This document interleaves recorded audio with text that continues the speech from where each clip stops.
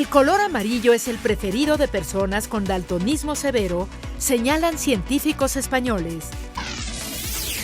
El 42% de las enfermedades de trabajo son auditivas y respiratorias. Robótica y teatro, una nueva propuesta para jóvenes en España. Y en la entrevista de esta emisión les presentaremos un tema que esperamos sea de su completo interés. Los saludamos cordialmente en una emisión más de Horizonte Iberoamericano, el espacio informativo producido por el ILCE. Bienvenidos. Acompáñenos los próximos 15 minutos para enterarse de lo que ocurre en torno a la educación, la ciencia, la cultura y la tecnología de Iberoamérica. Empezamos. La típica pregunta de ¿cuál es tu color favorito? Debe ser difícil de responder para quienes no distinguen los colores. Pero aún así, los científicos españoles la investigaron. Esta es la información. Las personas con un tipo de daltonismo muy común, el dicromatismo rojo-verde, se inclinan por el color amarillo en la paleta de colores frente al azul que eligen aquellas sin alteraciones en la visión del color. Es una de las conclusiones de un estudio dirigido por la Universidad Complutense de Madrid, que analiza por primera vez las preferencias cromáticas en los daltónicos.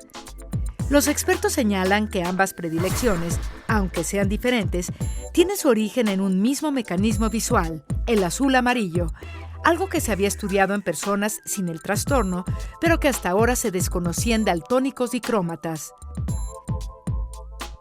Cerca del 2% de los varones padece dicromatismo rojo-verde, un trastorno en el que uno de los 3 tipos de conos de la retina pierde su función por causas genéricas, lo que altera la percepción de los colores. Es uno de los tipos de daltonismo más severo y, al igual que los leves, afecta en muy raras ocasiones a las mujeres. El daltonismo leve no afecta mucho la vida diaria de quienes lo padecen, pero las dificultades de un daltonismo severo se hacen patentes sobre todo en el ámbito educativo, por lo que los expertos recomiendan mayor información hacia los menores daltónicos y hacia los profesores para que sepan adaptar sus clases. Las enfermedades, producto del trabajo, son un problema al que todavía no se le ha dado una solución adecuada, y de esto nos habla la siguiente nota. Mutilación de dedos, manos y brazos en las fábricas. Alteraciones respiratorias serias por el contacto continuo con polvos en empresas mineras y cementeras. Diversos tipos de cáncer por estar expuestos a agentes químicos en fábricas, entre otros, son ejemplos de los accidentes y enfermedades asociadas al trabajo que a diario ocurren en México. Rodolfo Nava Hernández, coordinador de salud en el trabajo de la Facultad de Medicina en la Universidad Nacional Autónoma de México, explica que también hay problemas de cuello y columna vertebral asociados con los asientos de las oficinas, alteraciones en la salud por factores estresantes en bolsas de valores y redacciones de periódicos, daños en la vista y manos por movimientos repetitivos en personal de maquiladoras, además de afecciones auditivas por ruido constante en la industria metalmecánica. El especialista señala que, de acuerdo con datos del Instituto Mexicano del Seguro Social, IMSS, en 2013 se reportaron en el país 415.660 accidentes y 6.364 enfermedades asociadas, aunque se estima que de cada 100 accidentes en esos entornos se notifican solo 60.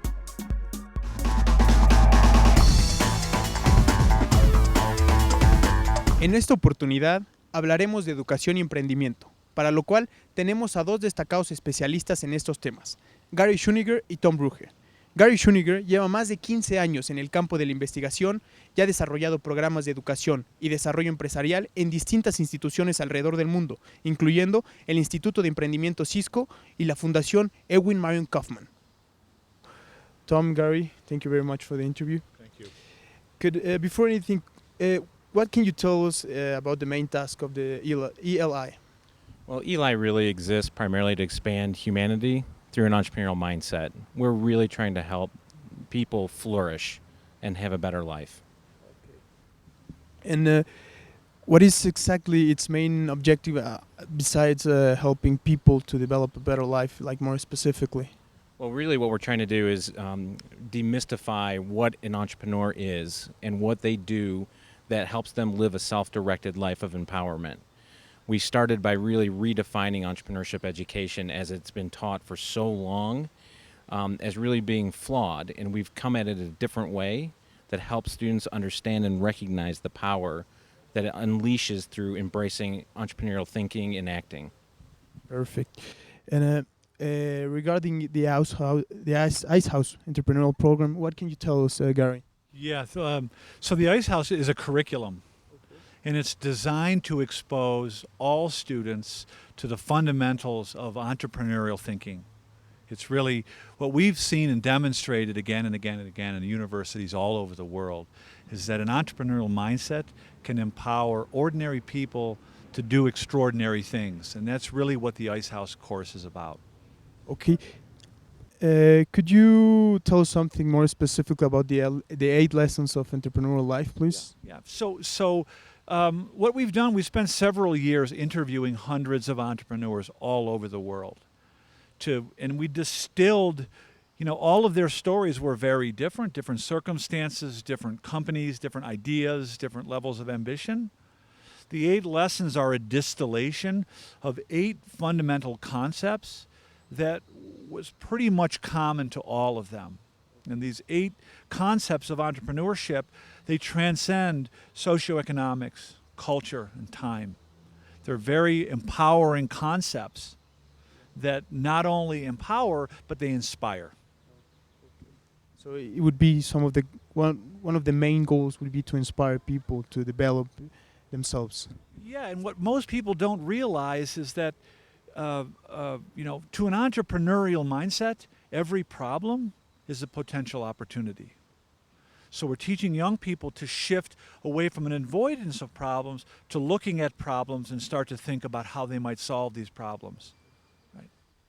Now, Tom, what would you consider the social benefits, the society benefits of this program that you're telling us? The impact to society of this program is significant because it's going to really help students live engaged lives where they fulfill their human potential to flourish. And by doing so, they'll be creating greater opportunity for other people. They'll be contributing more to the economy, to the society, to their life than they take out of it. It really is the thing that lifts all of humanity to a higher level. Perfect. And considering your experience worldwide, what would you tell us about the entrepreneurial culture here in Mexico and in Latin America? So I'm going to answer that in 2 parts. First with Mexico. Mexico is really going through a very exciting period of time. I mean, the opportunity that's here now is astounding. The caution that I have for Mexico is that they now need to seize that opportunity and really accelerate it even greater as a higher priority than it is right now. And I think with all the pieces that are in place now, they have the opportunity to lead Latin America, in this economic growth that's driven by entrepreneurship. You really have a unique time in history to lead all of Latin America. The capability is here. It's not, just secluded to something in the U.S. The ability to live an empowered life through entrepreneurship is instilled in all of us, including those right here in Mexico. Okay, perfect. Okay, Gary, how can you achieve equilibrium between a local and global vision to develop a program? That's a really good question. So, one aspect of an entrepreneurial mindset is we're encouraging students to broaden their focus. So if you think about solving problems as a means of empowerment and engagement, then the more problems you can solve, the better off you will be, which encourages students to broaden their focus, to look beyond their just local community and to become aware with empathy on what are the problems. And technology enables young people now to connect with people all over the world. And I think this is a question for both of you guys. What is the profile new entrepreneurs should have to succeed in the current, in our times, in the current social economical scenario? First, Tom. Well, I would think, I would say one of the most important things they need is perseverance. They cannot expect immediate gratification. Like most things that are worthwhile in life, you have to work hard at them. But I can promise anybody that considers entrepreneurship and pursues it with a passion and a strong commitment to it, there will be few things that will be more rewarding. Gary? So, as Tom said a moment ago, everything is right here in Mexico. Everything you need to succeed is here. It's in the people. What this is really about is a transformation, like a cultural transformation. The desire to be entrepreneurial resides in most human beings. People want to be engaged in solutions. They want to have their work have meaning. As Tom also said, it's not going to be an overnight fix, but this is the potential of people in Mexico to be entrepreneurial. So, Tom, I don't know if you want to add something for this interview regarding people, the audience of Horizonte Iberoamericano, which they are watching right now and probably be interested in this program you are developing with tech. Thank you for that question. I think if I had the opportunity to speak to the audience, what I would say is, first and foremost, I'm very excited for you. This is an excellent opportunity before you right now to have an active role in changing the future of Mexico for the better, not just for yourselves, but for all of your fellow citizens. So I encourage you to embrace it, seize the moment, be the change that Mexico needs right now. I promise you, you will not regret it. Latinoamérica ha sido cuna de los grandes inventores que han contribuido al desarrollo de nuestra humanidad. Uno de ellos fue el sacerdote brasileño Roberto Lander de Moura, y este es su perfil. Nacido en Porto Alegre, Brasil, en 1861, Roberto Lander de Moura es considerado como uno de los varios padres de la radio y sin duda el padre de la radio brasileña. Fue pionero en la transmisión inalámbrica de la voz humana, incluso antes de que otros inventores hubiesen enviado señales de telegrafía sin hilos. También anticipó la posibilidad de la televisión en 1904, presentando un proyecto de transmisión de imágenes a distancia bautizado como telefotorama.